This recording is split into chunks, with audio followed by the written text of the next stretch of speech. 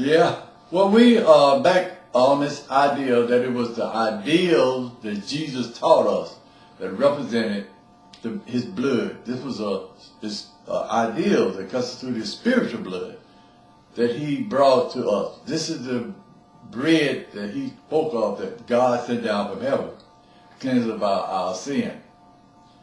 You see, there's all kinds of evidence in the Bible that tells us this. I kind of, don't understand why the church has been able to see this and teach this.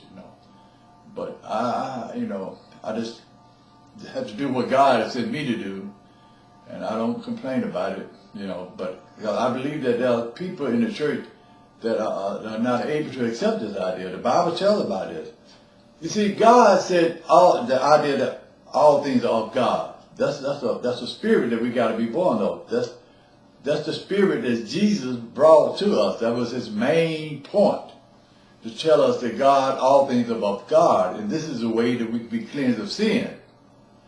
He came into the world, not his physical existence, which was important because Jesus was the Son of God. And his physical existence represented the Son of God just as that ideal did.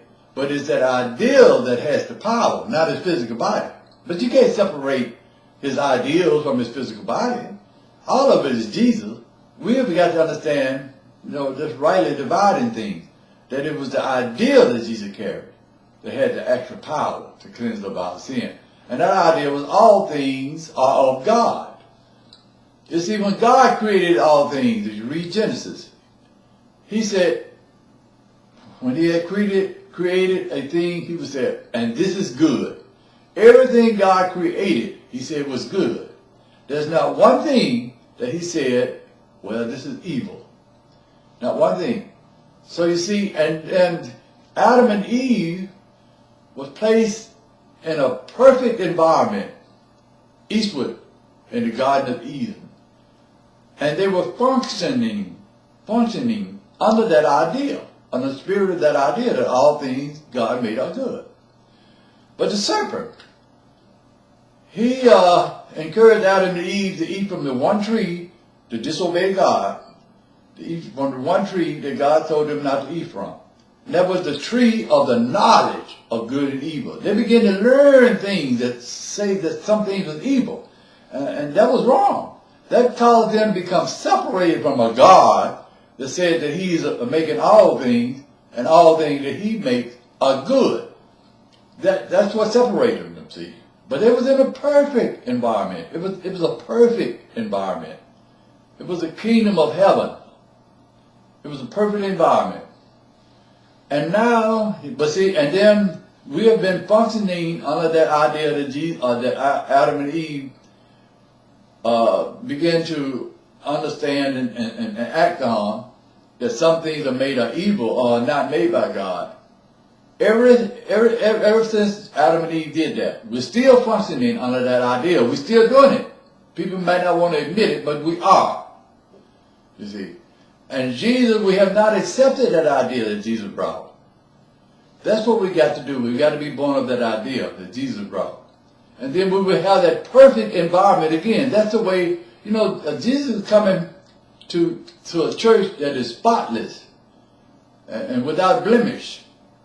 Oh no, they got those cups where Jesus' physical blood.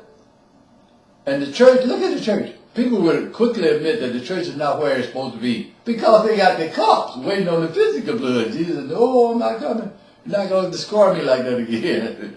You have got to accept what I'm trying to teach you, what Jesus taught. That's all I'm doing. That it was the spiritual blood that you need. And when the church accepts that idea that God, all things are of God, that idea will begin to lead them, as the Bible said, the Lamb will do, to become, carrying out the type of work that will make them become spotless and without blemish. Only that idea can do it. And then Jesus will have a perfect church to come true. Then he'll come on back, Well, but that's the truth. I'm putting a little humor in it. But it's the truth. It is hilarious, that people don't see this. It's so simple. God made it so easy for us to see.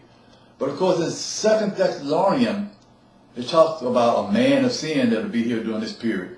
So it just may be that people can see it, but they can't accept it. So I'm getting ready to go to China. I'm sorry, I keep saying China. I always have that in my mind because that's maybe where I would have to go in the end.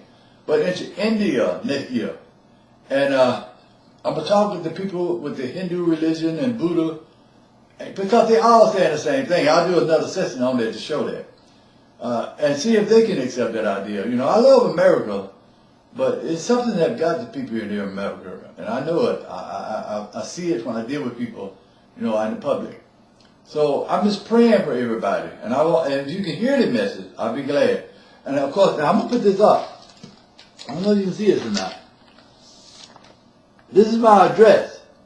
If you have any support that you would like to give me as I try to make the trip into India, you can send it to that address.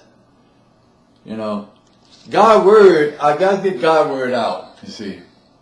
And I'm saving money. I'm going to take my trip, say, about February next year. And you can help me. To get the message out that God has given me. And that, the only thing that I'm doing is trying to clarify the teaching of Jesus.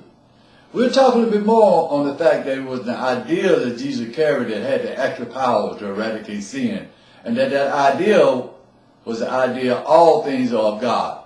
This is very important. That's why I'm going to talk more and more on it.